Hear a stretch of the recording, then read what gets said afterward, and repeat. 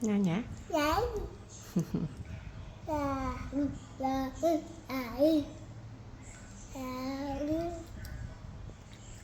Mình nói mi súp rồi có mi chá cho thuê con nhằm hỏi ai là sao mà thuê mi chiên mà đong mới ta ôn lại món mịch đá ha bé finger food mà một nít tận ta ôn nhằm tới lại món hay cả chui ôn lan cả lỗ cho mùi đau cua cả bà rồi sao nó không nắng cứ giờ mi phải tham cho mùi nâng mà sao chết hai nâng mà sao trai salmon đại sập bột đòi DHA nâng omega 3 cho mùi đau phanh hay nâng cua cả bà ôn nó không nắng còn mi phải tham cho mùi nâng sải cream và cầm bạc đai đại sập bột đòi iốt hay nâng vitaminหล่อหลอมแซงtiệtสาระประโยชน์ในการធ្វើអាហារបែប finger food ឲ្យកូនញ៉ាំគឺជាការផ្ដល់សេរីភាពនៅក្នុងការញ៉ាំអាហាររបស់កូន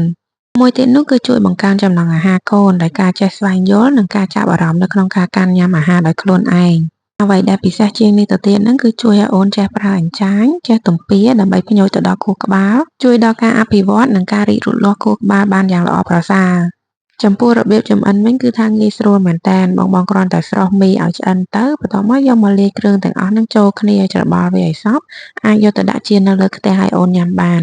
ចំណែកឯប្រភេទមីគឺខ្ញុំជ្រើសរើសយកប្រភេទមី Organic Care to You នេះដែលមានសរសៃតូចឆ្មារងាយស្រួលឲ្យអូនខាំទំពានិងមិនបារម្ភខ្លាចអូនឆ្លាក់បន្ទាប់ពីចៀនហើយម៉ាម៉ាអាចយកទៅកាត់តាមទម្រង់ finger food បែបណាក៏បានដែរដើម្បីឲ្យកូនងាយស្រួលកាន់ញ៉ាំសម្រាប់ខ្ញុំគឺខ្ញុំកាត់ជាទម្រង់វែងហើយក៏មានជាពុម្ពយកមកកាត់ចេញជារូបរាងប្លែកៗឲ្យកូនដែរ